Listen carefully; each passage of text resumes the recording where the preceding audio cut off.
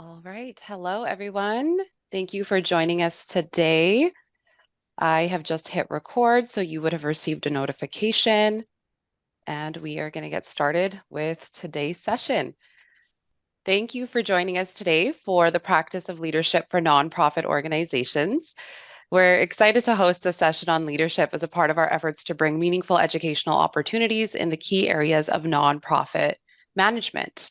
My name is Sandeep. I use she, her pronouns, and I am a program coordinator here at IntegralOrg.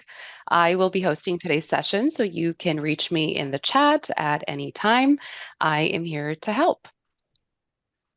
We will have time for questions at the end, so feel free to bring up any comments, questions, or scenarios in the chat, and we will be happy to address them. We'll begin today's session with a land acknowledgement. We would like to acknowledge that IntegralOrg is based out of Mohkinstsis, which is the Blackfoot name for elbow. This refers to the confluence of the Elbow and Bow rivers that run through Treaty 7 territory. Mohkinstsis is the traditional territory on the Blackfoot Confederacy, which includes the Siksika, Piikani, Kainai, as well as the Stoney Nakoda First Nations, consisting of the Chiniki, Bearspaw, and Good Stoney First Nations, the Tsuut'ina First Nation, and the Métis Nation of Alberta District 5 and 6. We have a long way to go in addressing the tension between the legal and governance structures that we work within in the nonprofit sector and efforts towards truth and reconciliation.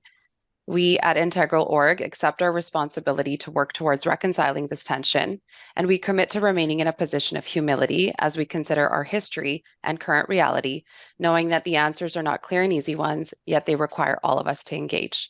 We all have a connection and responsibility to the lands that host our lives, our communities, and our work. Okay. With that, I would like to introduce our facilitators for today. First, we have Mike Grogan. Mike is president and CEO of IntegralOrg and has worked in the nonprofit sector for more than 25 years. He excels at inspiring nonprofit teams and leaders to tackle complex organizational issues in sustainable ways.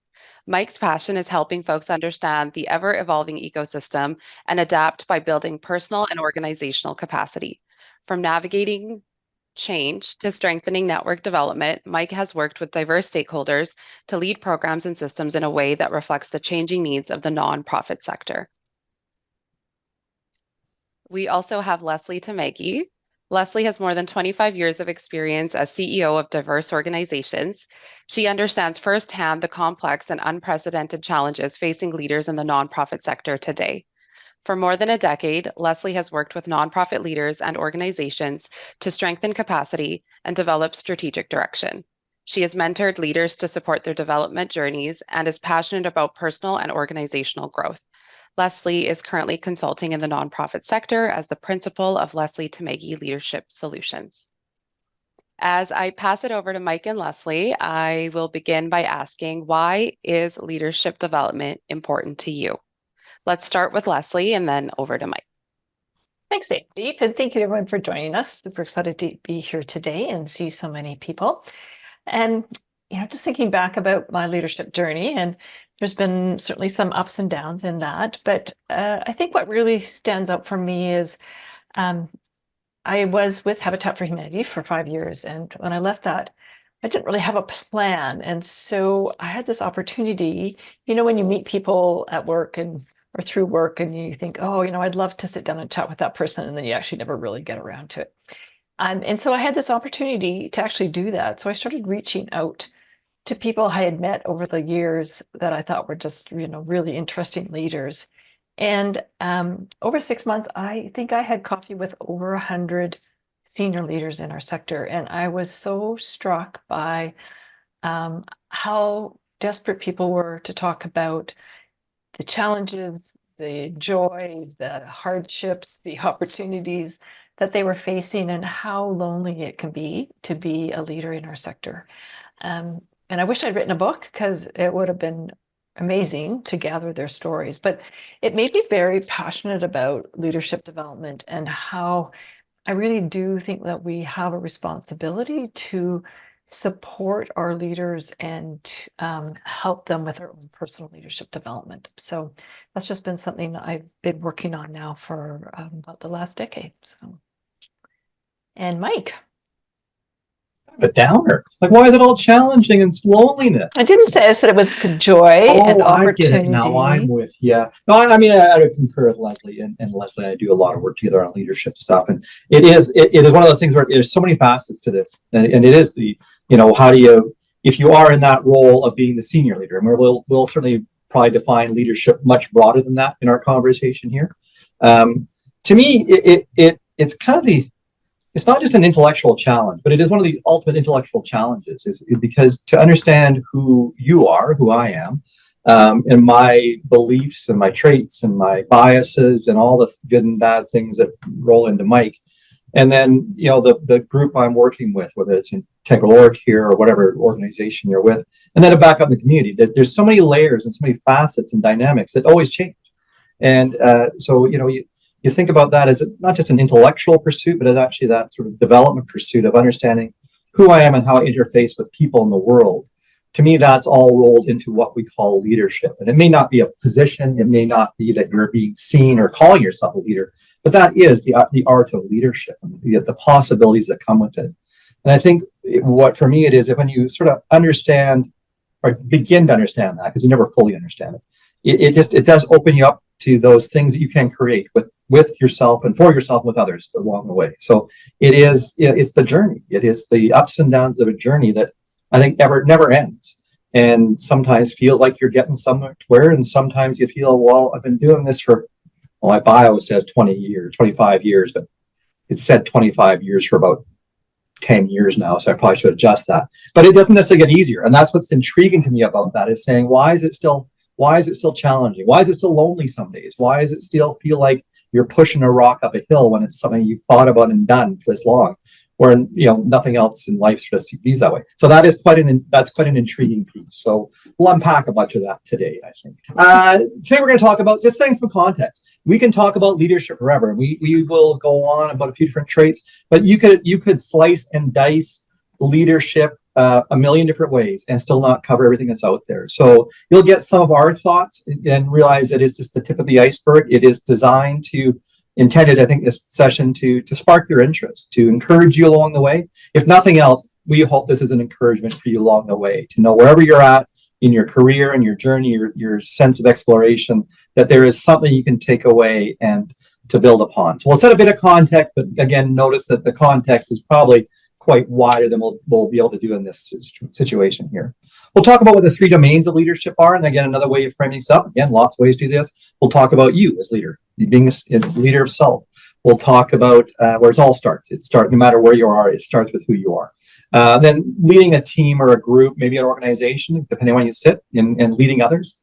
And then the idea of community leadership. We'll touch on that a bit. Systems change, community leadership. And I think they don't sit apart from each other. We'll show you a bit of a nested model that we use. But they're really, I think they're all linked in these things. So we'll go into those things. We'll talk about kind of the myths and the concept of leadership.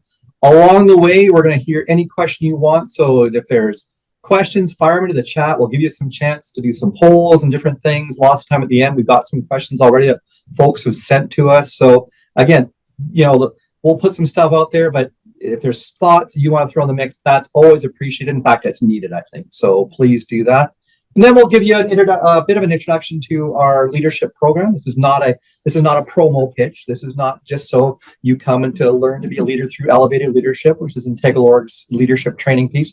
But it's really good, and you should be there. So I mean, not pitching it, but I know you're missing out. You're not there. So we'll talk about all those things and anything you want to talk about along the way.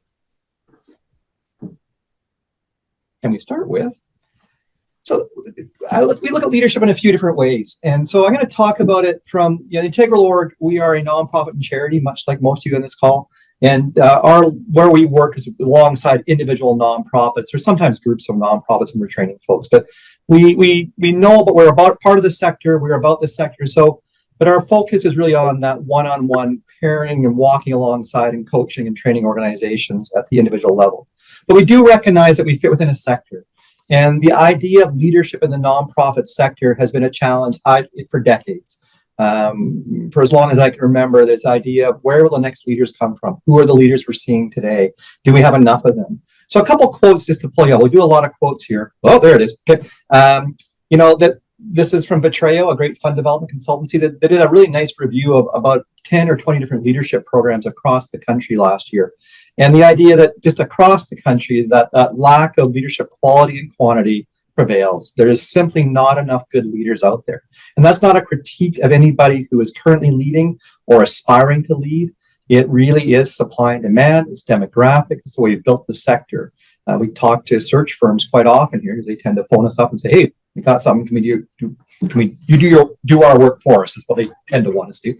But you realize it's just hard to find people at that senior level. It's hard to find people the next level down. And it's somewhat demographics. It's somewhat the nature of the sector that, if you've got wage challenges or workload challenges, increasingly mental health challenges for people in the sector, how do you get people to come here? And so this idea of having enough people to do the work we need to do at all levels, but I think especially in leadership, becomes such a critical risk factor for the sector. So across this country, this is an issue. The idea of not just getting bodies, but getting people who are trained and qualified and have enough skills to lead in the right way. And that right way can be a whole bunch of different ways. To lead our organizations a challenge. And this isn't a new thing. So 10 years earlier, I was at CCBO, and we did a research report, and that, there's lots of desire to be a leader. There are the desire to be served, but how to support them in that work is that just wanting to be a leader doesn't make you a leader. It is a discipline. There's an art to it. There is an intentionality to it. And one of the things that we've sort of stumbled across and for decades now is just lack of opportunities. It's where do you go to say I'm going to be a leader? And you can go to get a master's, you can go to private training courses, but there's a difference between working in the nonprofit sector and the joys, the passions, the challenges, the nuances of nonprofit sector doesn't translate as well to some other leadership programs. So there's a need out there. We see it here. We certainly see it through boom and bust times, something to think about as a sector. So there is the idea that we need to do this intentionally. So again, Vitreo is saying, that to ensure there is an abundant supply. I think sometimes we're really used to the nonprofit world as sort of being hand to mouth. We'll sort of take what we can get sometimes. We're great at that in funding. We can do more with less. That's fantastic. I'm not sure that mentality translates really well to leadership. It is something that it needs to be intentional. It needs to be developed. It needs to be supported and continuously and over time in scale far beyond a work webinar or a workshop or a one training program. If you want something to have an ecosystem and a supply of leaders, we need to invest in it. And it's a tough sell. It's a tough sell for funders to say, I'm investing in folks that may not pay off for 2, 3, 10 years down the road. That's probably a mindset that's hard to get around in our times of, cause and effect and sort of immediacy of what we need to do with our funding. So, but this doesn't make it go away because it's not going to get better unless we put some attention to things. So we'll use a lot of quotes. I love quotes. If you see my presentation, they're mostly quotes. It saves me from having original thoughts. So it's really good. So the domain of leaders is the future. And we'll talk about that. It'll come up both in my stuff here and the Leslie stuff is kind of this moving between sort of management and leadership. And that's a line that sometimes gets drawn somewhat firmly, probably shouldn't, because I think it is an interplay. It is never one or the other. And you probably can't be a great leader without having some management abilities. You probably can't be a great manager without some idea of where you're going to lead. But leadership tends to be about the future. So management, if you want to put it in one way, is kind of taking care of the present, really important, really complex, probably drives a lot of our work as leaders. We're actually managing the present. But it should be about how we understand the future. Where am I going? Where are we going? Where's the community around us going? To start to dream into that and to be a part of that process and to sort of think there's things that perhaps we need to change. And how do we go through that process of change in a constructive and healthy way? So I'd like you to do this. We're going to do a poll. Is this, Sandeep? Is this what we're doing? Is a poll on this one? It is enter in the chat. So it's in the chat. Oh, fantastic. There we go. Even easier for me to understand. There we go. So I'd like you to think about this. You've probably worked with some great leaders. Maybe you are a great leader. Maybe this is about yourself. Who knows? But what is one value, trait, or characteristic that you most admire? There's the answer already. The answer is integrity. Popped up. What's one value, trait, or characteristic you most admire in a leader? So put it in there and we'll see what comes up. I'm going to try and open these babies up to read them along the way. Empathy, communication, resiliency. Yeah. honesty, soft skills, knowing how to use them. That's good. We're going to talk about that. The idea between soft skills and hard skills and what they actually are. Walking the talk. Oh, man, you wrote the presentation. It's good. Celebrate wins. Excellent. Humility, meekness, teachable, wonderful. Collaboration, encourage. It's going to go on all day. I'm going to fill an hour just with reading chat stuff. This is great. All kinds of great stuff. And I'm sure there's more popping up here. And you see some themes, that idea of being able to communicate, transparency. You look at this stuff, and this is by no means a sort of scientific sample. Lots of, I think, what you'd call soft skills, the human side of things, which was a very different way of framing leadership. And I always wonder what leadership, is it different in the nonprofit world and the for-profit world? I've sort of spent most of my life in the nonprofit side. This is from a book called The Leadership Challenge. This is an ongoing research study that's decades old now. Cousins and Porter, that was the quote I used earlier. And what they've done is they've asked this sort of same question tens or hundreds of thousands of times over the decades to see what people most admire in leadership. And so some of the things that popping up here on the side, the idea of honesty, being forward-looking, being competent, being inspiring. Fantastic. What's surprising about this, and this is where I wonder if some of that leading in for-profit or the nonprofit space maybe shifts a bit, being intelligent. Well, that's, I hope we are, but it's not one of the most admired things. Being cooperative, being dependable, being ambitious. And it's some of those things like, okay, that makes sense. Maybe that's not the stuff I would admire in a leader. The being cooperative one intrigues me. And probably maybe we're a sector that values that more or needs that more. We're structured ourselves that way. It always stands out a bit to me.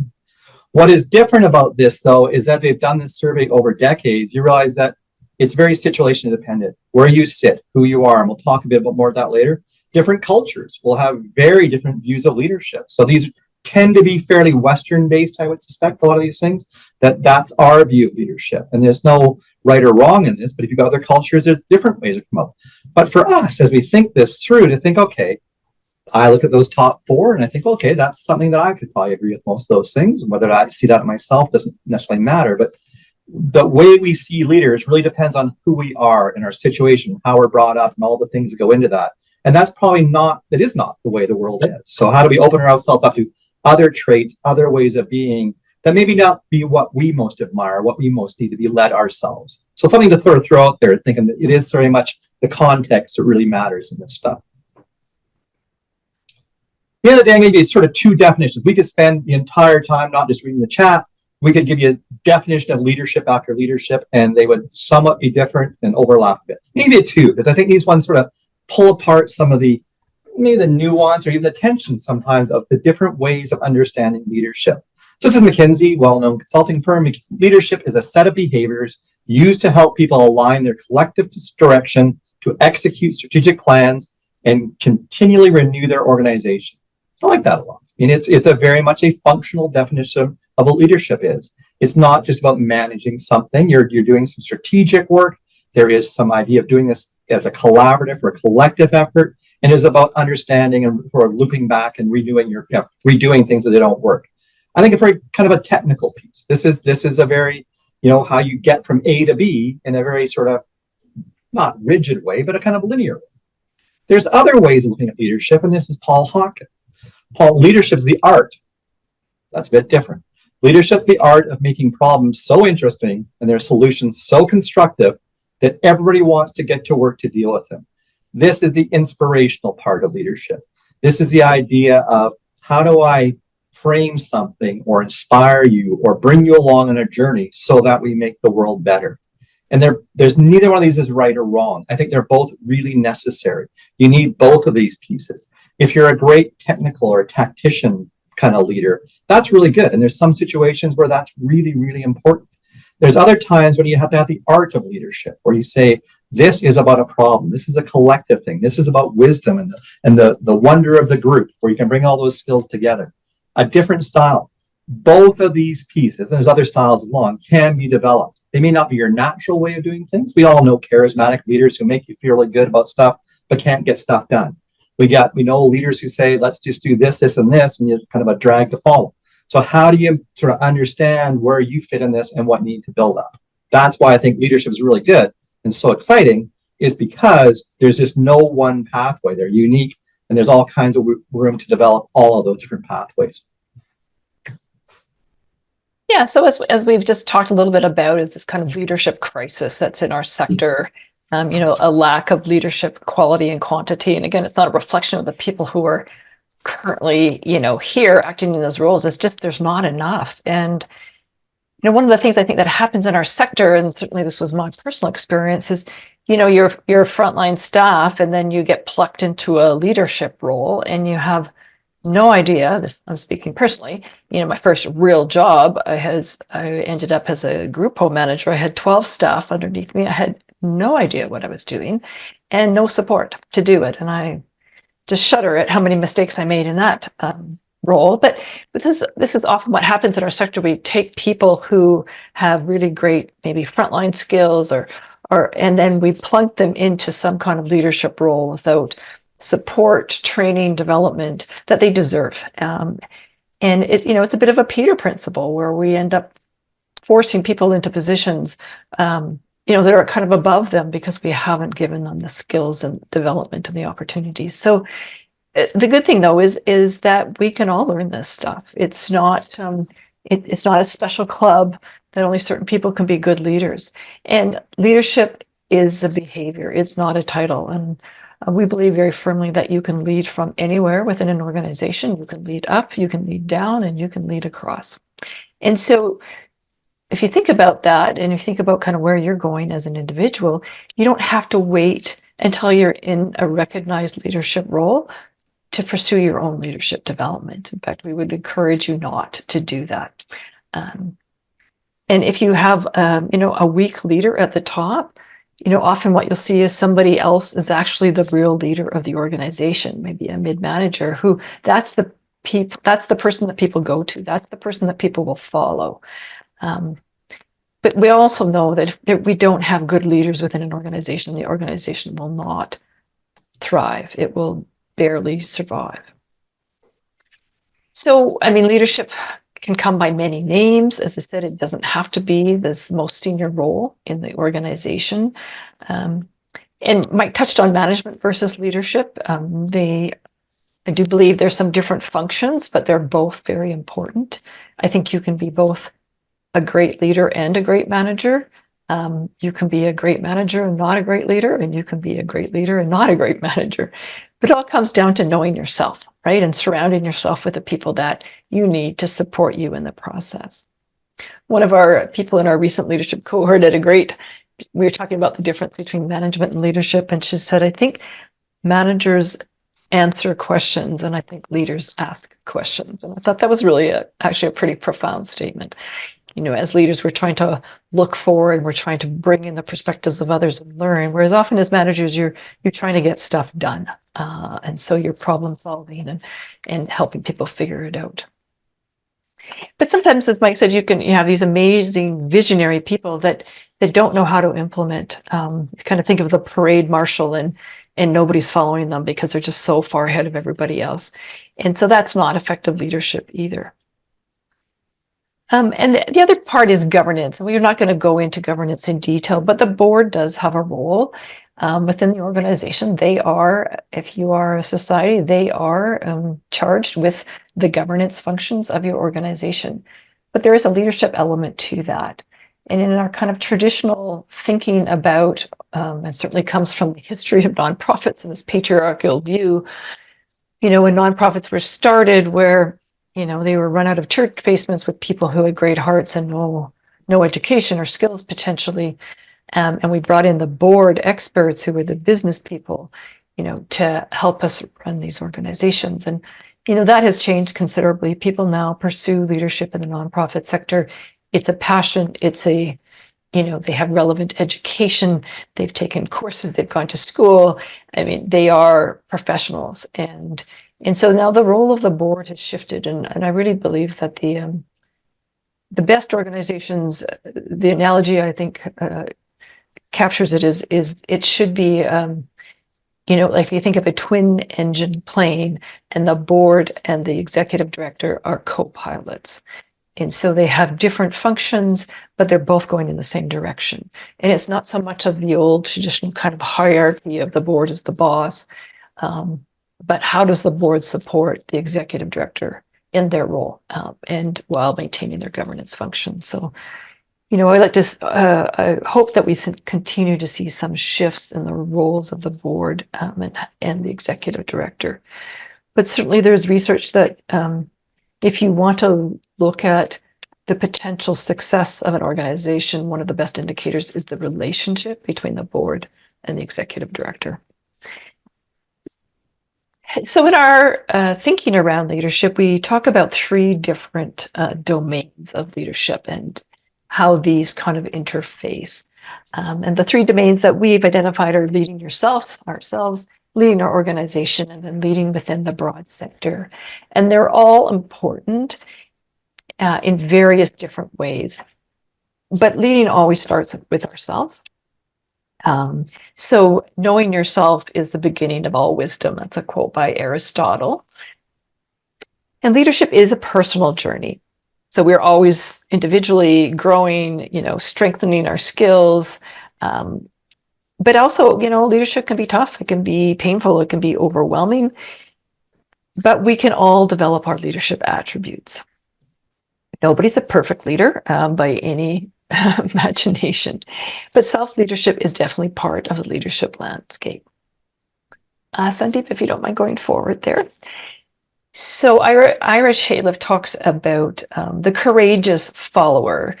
So the responsibility for starting with our own development, starting with a self-assessment. So knowing yourself, figuring out where you are, what your strengths are as a leader, and what are the areas that would be beneficial to further develop. There's lots and lots of assessment tools out there. Some are free online, some you pay for. You can do a 360, you can do all kinds of things. But they all provide, I think, some worthwhile information to give you some insight. Recently, we've used the Clifton Strengths Assessment, and the participants in our cohort found it very, very helpful because it helps you see yourself and your strengths and how those can support you in your leadership journey. But our view of ourselves may not match the view of other people that have of us. And so, you have to have the courage to interrogate reality, to get feedback from people, to ask them, how am I doing? How can I be a more effective leader for you? And get that feedback. In some kind of fun research, 70% of leaders rate themselves as inspiring and motivating. It's kind of like how we all say we're great drivers. But when you ask employees how they perceive their leader, this survey done by Forbes found that 65% of employees would forego a pay raise if it meant seeing their leader fired. Ouch. And 82% of employees saw their leaders as fundamentally uninspiring. So it is important that we not just think about ourselves, that we get honest feedback from people and others about how we can improve, because none of us are perfect. You can't manage other people unless you can manage yourself. But if we go forward and talk about top leadership behaviors, and Mike shared a little bit of insight into, what do we admire most in leaders. But there's some other interesting research by McKinsey on decoding leadership, it's called. And they talked to almost 200,000 people in 81 diverse organizations all around the world. And it wasn't just nonprofits. So we'll, need to kind of take that into consideration with the results there. But what they were looking for is what are the behaviors of the most successful leaders? And so see, these are some of the traits that they had narrowed it down. They narrowed it down into 20 distinct leadership traits. And then they did analysis of, successful organizations and not so successful organizations and their leaders, and which of these traits did they portray? And what they found is there's really 4 key traits. And what I like about this research is it gives us something to focus on. I mean, it can be overwhelming to think, well, I need to be more supportive. I need to develop my collaboration skills. I need to, work on, seeking different perspectives. But they really said it came down to 4 key things. So what really matters in leadership? The first one is to be supportive. So no surprise when you put your things in your chat that, that certainly came up, having a leader who's supportive and compassionate.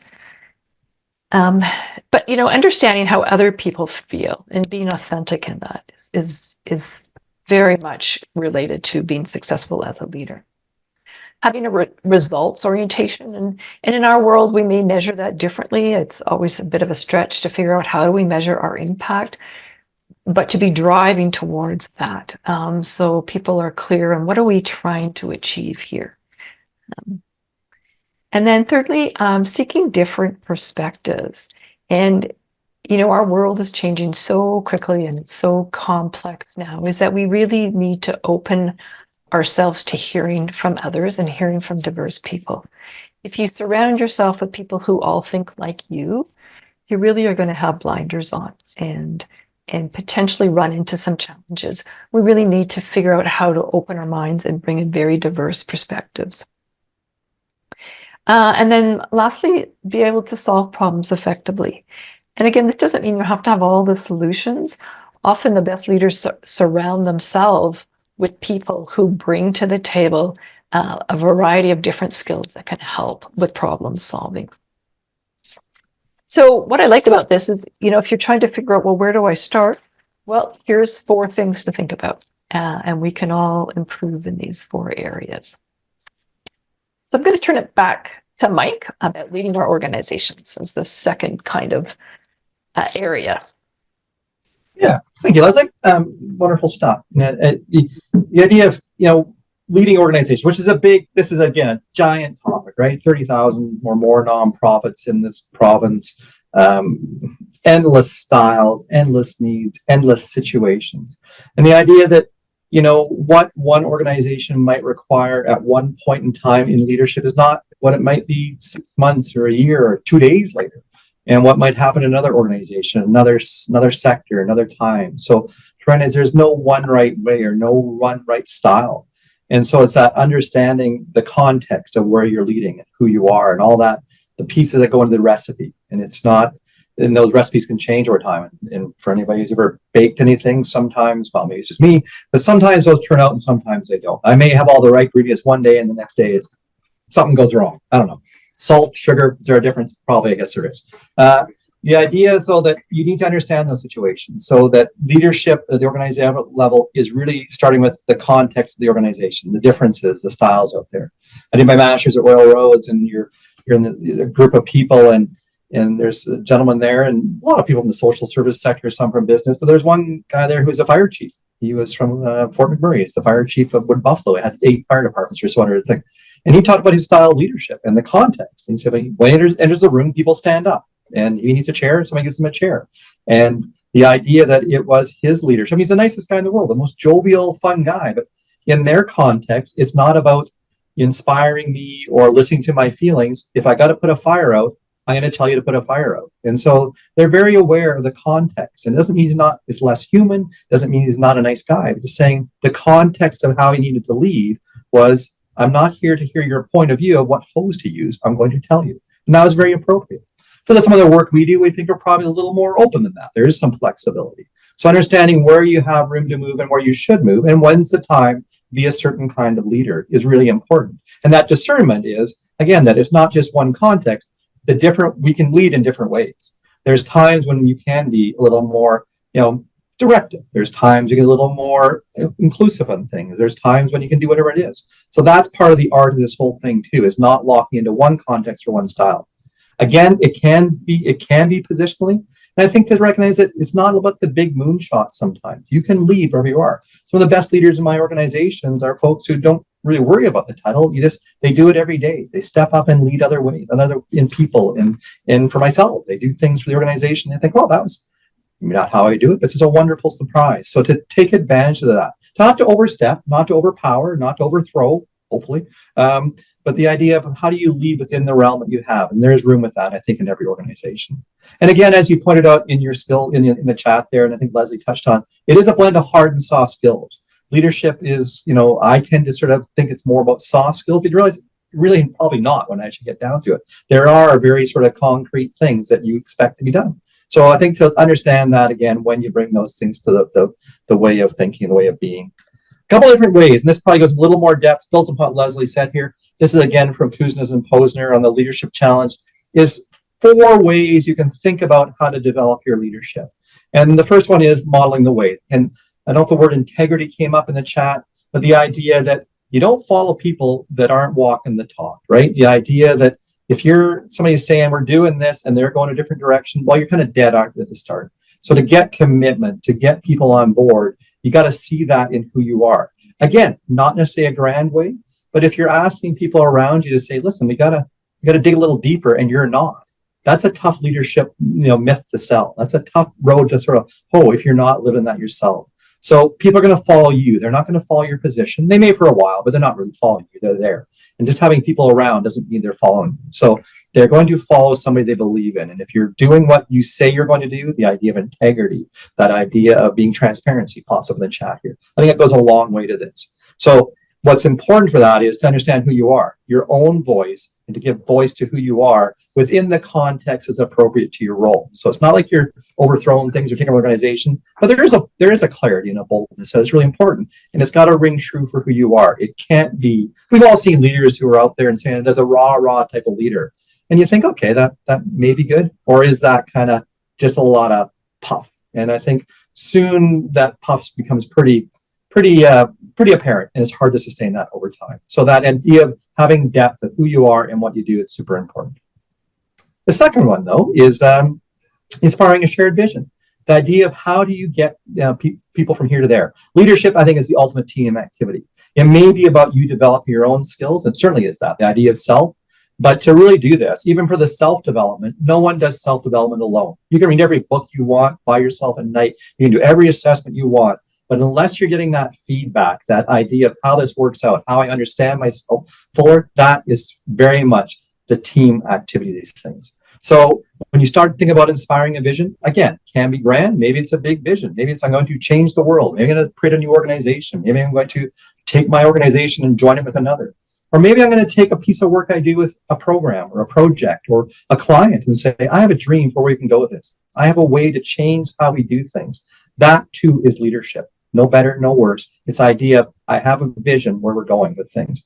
So leadership, I think, has a number of components. And it is, how do I understand where I'm at today? How do I sort of critique that or analyze where we're going to go? And then dream into a new reality is very much a part of leadership, big or little. But it does go beyond the heroic leadership where we expect one person to have all the answers. Leslie talked about sort of the changing natures, or it used to be very patriarchal in leadership. Not really sure what's wrong with that. Apparently it's not anymore. Okay, we're out. The idea, though, that it's a single heroic leader in an organization, if that is your model, you're probably 20 or 30 years out of date. The idea that you're not going to get all the skills, all you need in any size of organization. And to put that pressure on one person probably does more damage to leadership than we can think. If I'm hiring you to lead my organization, yes, there's a part that's valid. There's a part where I think that's a limitation. So the idea of board stuff that Leslie put on the table, the idea of working with a team, you can't separate those things, because I think leadership is very much that shared experience. Leaders, I think this is another one too, is challenging the processes. Leadership, there's an argument to be made that leadership can be very apparent at the status quo, at keeping things going. Maybe that's more management, maybe not, maybe it's leadership, debate that all day. But I think leaders do start to challenge processes. How you do that may be sometimes quite, you're poking folks. Sometimes it's very gentle. Sometimes it's very subtle. Sometimes it's a longer term game. But to recognize that the idea that we're here and we want to go someplace different, I've got to challenge some things.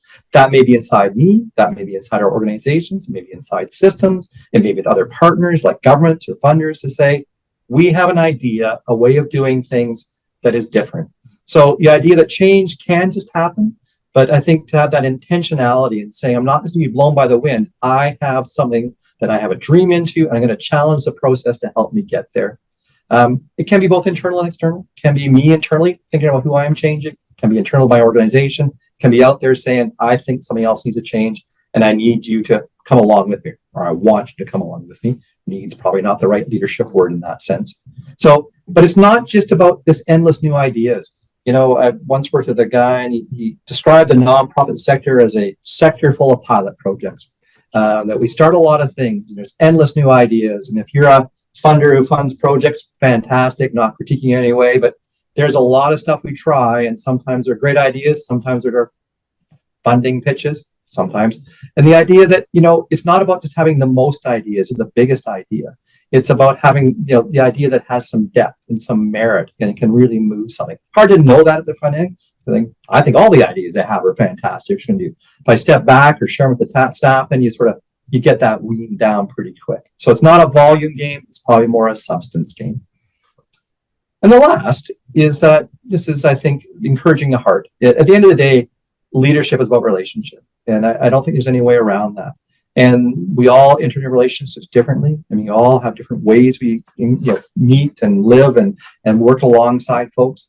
But it's hard to be a leader who's distant from folks. It's hard to be a leader who doesn't have connections with people. There's ways to do that. There's maybe situations where that works for you.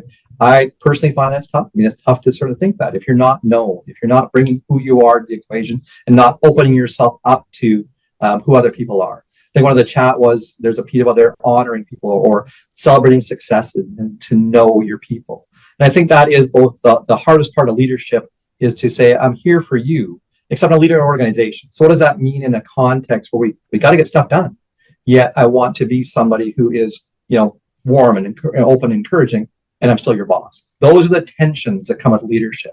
And a lot of leadership really is about tension. It is about this, or that, and try to navigate those things and still bring yourself to this place or that work in a really fulsome way.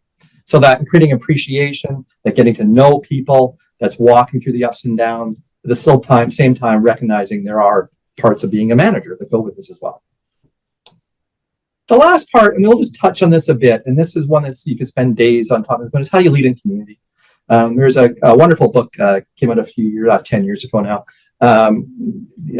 Forces for Good. It was about how high impact organizations develop themselves. And they looked at nonprofits in the States and said, these are organizations that both do really remarkable work, but also reach outside themselves to work in community. And they would see this as part of not just an extra part of work, it's actually part of a continuum that's really integrated to say, you probably don't do great work unless you're back out there in community as well, sort of challenging the ways community works. I think we do this a lot in the nonprofit sector. We're a sector that is built this way. This is part of our work. You see folks saying we're going to do some work on a project or a program, run my organization, but I'm just going to join an advocacy campaign. I'm going to try and change the way other folks do stuff. So you don't work in a vacuum. You're out there trying to change the world. It's harder work. It's longer term work. It's not necessarily work that pays off right away, or even that you know how it pays off.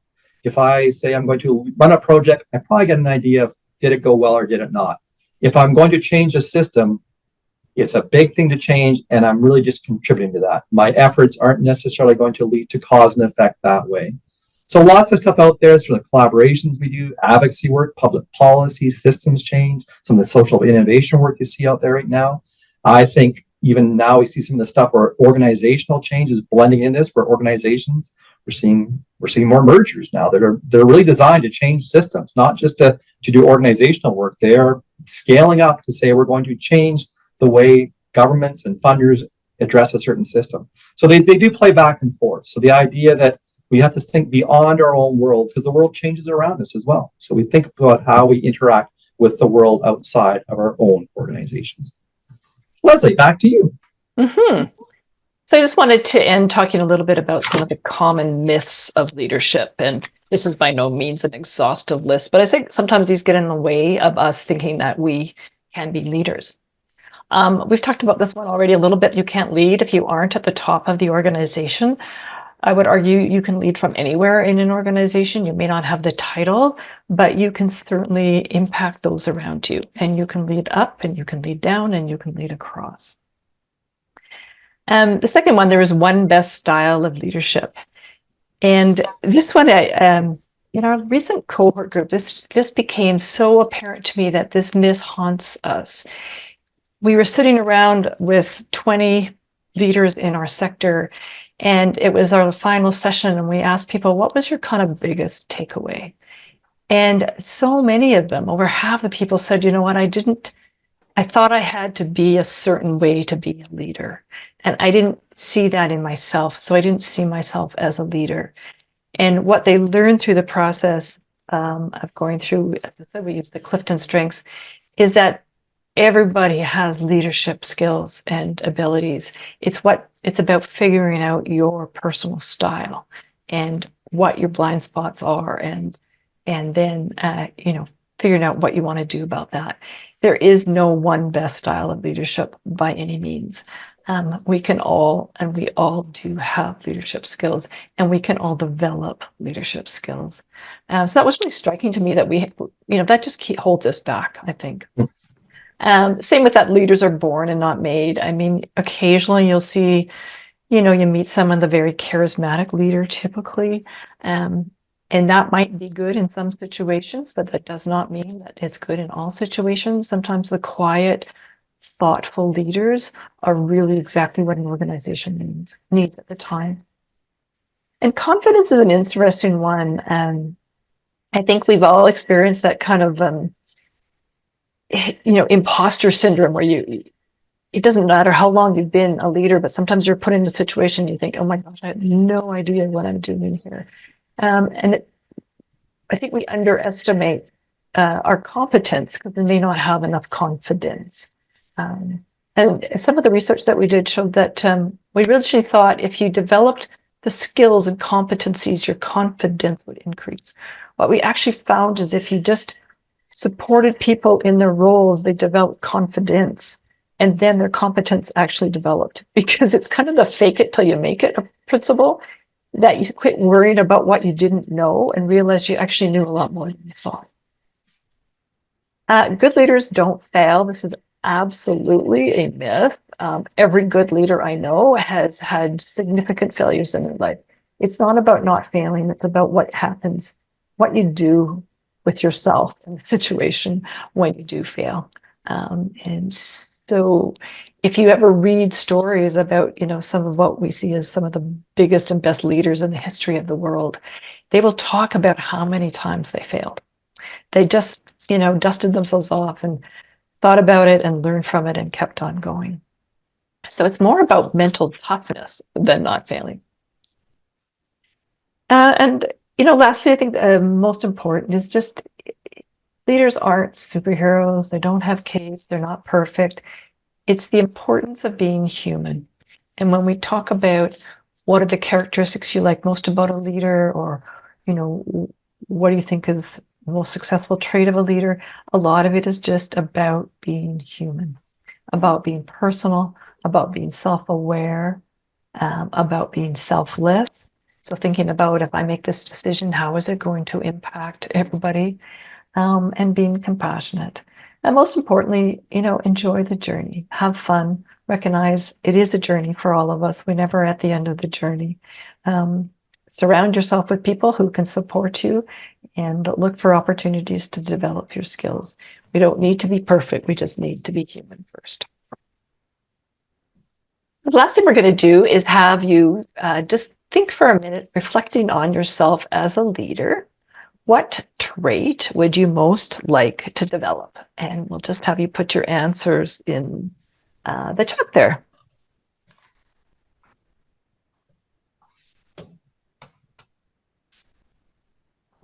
While they're doing that, Leslie, I'm just struck by, some of the comments you made earlier in our journey of walking through leadership for the last while. Is that idea, when you start this process, sometimes your confidence drops back a bit. Your idea that, as I start to really do this intentionally and learning about myself, that it's not about, I'm going to go from here and go right up. You might say, oh, it's that idea of being aware of my not just my strength, but my weaknesses too. And as you get into this, sometimes there is that little more humbling side of learning about yourself too, which is necessary, right? Because it's a little more honest, perhaps. Yeah.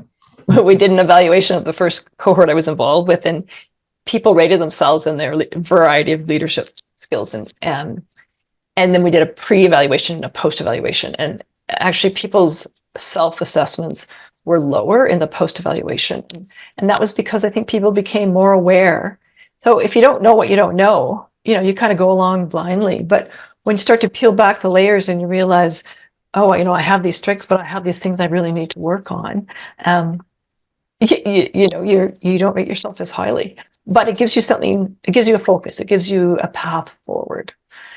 So just looking at some of the chat things that have come up here, conflict management, I saw, navigating uncomfortable conversations. Yeah, having those difficult conversations is always a challenge. Someone said public speaking, storytelling is a really great trait to work on. It's always having a couple key stories in your mind if you get asked about something, kind of that elevator pitch stuff. Evaluating staff. Yeah, how do you support and encourage staff and give them feedback that's useful for them? Dealing with conflict and resolution. Yeah, all these things that, and again, I just wanted to reiterate, these are learnable skills. These are all things that we can develop, and it's about knowing where you want to focus and invest your energy to further yourself as a leader. So thank you. I'm going to turn it back over to Sandeep. I think it's time. Thank you, Leslie. All right, so we will move into our question and answer period. Please feel free to drop any questions you have in the chat, and we will be happy to address them. We'll start with some questions from the registration. So I have the first one here. How do you keep good morale while in times of uncertainty regarding funding or job losses? I can jump in, and Mike, if you want to add to it. I would say what I have appreciated most out of leaders and have tried to do myself in times of uncertainty is to be as honest and open as I can about what's happening. And sometimes that's saying, I actually don't know the answer to your question. Instead of trying to, make people believe that you're just not telling. People appreciate even the bad news if it's delivered in a way, with compassion, and with some, I think some hope that all is not lost, that you're working on this, you're working on a plan, you don't just dump the news and go, but just people have always, I think, appreciated when you're honest. Even in the worst times when you're having to cut staff potentially, or, you've lost funding for a program, being as honest as possible, I think, is usually the best way to go. Hard to argue against honesty and transparency. I mean, that's a tough one to disagree with. And I don't disagree with that. I think but it does, I think, challenge the idea of the expectations maybe I have of myself as leader. That did I somehow create this mess? Or, I didn't create the mess. Is it my job to fix this? And do I need to hold that tight? Whether it's an embarrassment or lack of confidence, all the things in the chat there. But it's the idea that this is mine. I'm paid to solve problems. We got a problem. So there's partly, I think, understanding how much this is about my responsibility or my perceptions of my responsibility. I think it's the idea of yes, transparency. And I think in the long run, that's probably where you end up. There's also the idea that it's kind of the idea you're there to care for people and to say, I'm going to give you some bad news and I don't have an answer. And I do firmly believe that solving things as a group is probably the best way. But there's also that balance of when do I do that? And is it, I want to scare the crap out of you because that's going to make it worse. So and those things may not be the clearest. I might not understand my motives in that, maybe playing into the sense of responsibility. Mm-hmm. I guess attention. And now leadership is about tension. It's about getting things done and then sort of dealing with things like this. So I think I like responsibility and transparency, or be open about that. But I also recognize that's challenging sometimes when you think you have to be solving these problems, which is that heroic leadership thing, which we're either sign up for or have it foisted upon us. Yeah. But even in the most difficult situations, like, for example, if you have to terminate a staff, the feedback that I've heard, and that's certainly my experience watching this play out with other people, is that if it's done in a compassionate and caring way, people feel very differently about the organization than if it's done, in an unfeeling and, well, what's the latest now? People get fired by email. Like that creates a huge amount of backlash because of the lack of compassion in which, bad news is delivered. So I'm fired by TikTok. You're fired by TikTok now. I can do that. That'd be way funner. So that'd be really good. Yeah.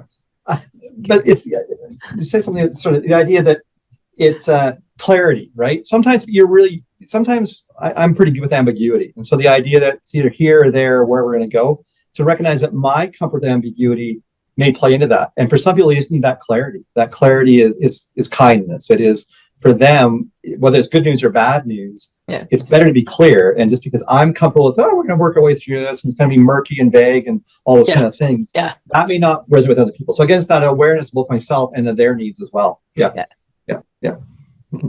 There's some, I'm just reading the chat here. There's some suggestions around how to develop your public speaking skills and your confidence of speaking. And some people have some very good experience with Toastmasters. They're putting in the chat here, which is interesting. I personally find that's a big challenge for me. I'm not somebody who just off the cuff likes to speak in groups. And so if I'm ever potentially in a situation where I might have to speak, like when I worked for Habitat, we often had media show up at the construction site, and I always had a couple stories in my head ready to tell. And even if they didn't actually ask me that exact question, sometimes I just told the story because that was what I was comfortable with. And it was way better to stick with what I was comfortable with than just kind of off the cuff start answering questions, right? So as they say for media, just tell them what you want them to hear and not necessarily answer the question. So, any other questions? We have one popping in the chat here that just popped up from Pamela. How do you get the confidence to ask for funding for your organization? So back. Yep, there we go. Yeah, I think it's a learned skill. It's something you look at, and it's just like you look at fundraisers sometimes, think, boy, you guys are just so good at ask for money, where it's, for me, it's painful. I get that thing. To me, it's just being honest. If you believe in what you're doing, and to say, honesty goes a long way, and just to trust that, okay, I'm going to ask you, and what's the worst thing that can happen? Like a lot of times you sort of build up these things in your head saying, oh, it's going to be so, they're going to tell me I'm terrible. You don't give me money. I don't get money every day. So I'm you're used to it. So that, like, what's the real downside here? And if it's just that I did something wrong, I've asked you for, no, not at all. If they say no to you, they're probably not saying anything about you at all. They're saying, I got 1,000 requests for money and I made a decision that better align with my stuff. So you learn from it and move on. It's a tough one. I get that fully, but to maybe not take it super personally is how I don't, maybe that's my deflection, but I still don't take it very personally.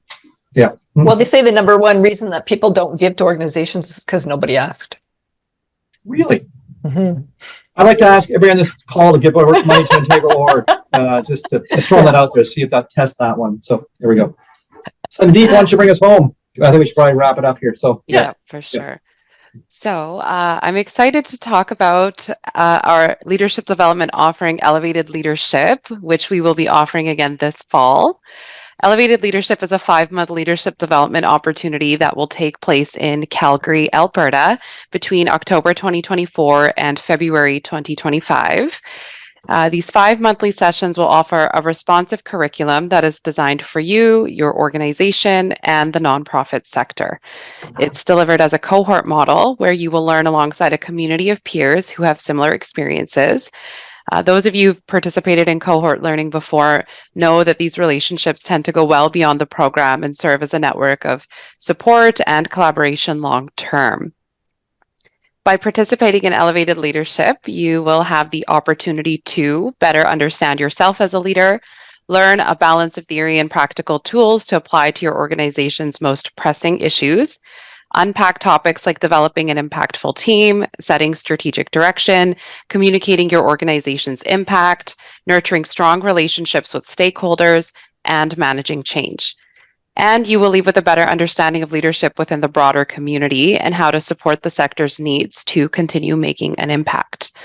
Elevated Leadership is crafted by the sector for the sector and will be delivered by our expert facilitators, Mike Grogan and Leslie Tamagi, who you already know bring a wealth of experience to the subject matter. They'll be joined by guest speakers who will address a variety of sector-specific topics like the leadership journey, team building, people and culture, government relations, systems thinking, and more. This offering is eligible for the Canada-Alberta Job Grant, which, if eligible, would subsidize your cost by 2/3. So we're so excited to be offering this experience again. I'm thinking back to our first cohort and just what a privilege it was to witness folks step more fully into their identities as leaders and find the confidence and the community that they were looking for. So we're excited to bring this to you all and welcome applications to our 2024-2025 cohort. And the application forms are now open live on our website. I'll drop a link and some more information in the chat for you to take a look at that. Of course, you can always reach out to me directly. I'll pop my contact information on the screen here. I'm happy to answer any questions about the application process, the program itself. I briefly mentioned the job grant. If you have any questions about that, I can help you and walk through that with you as well. So please do not hesitate to reach out. Did you mention the information session coming up?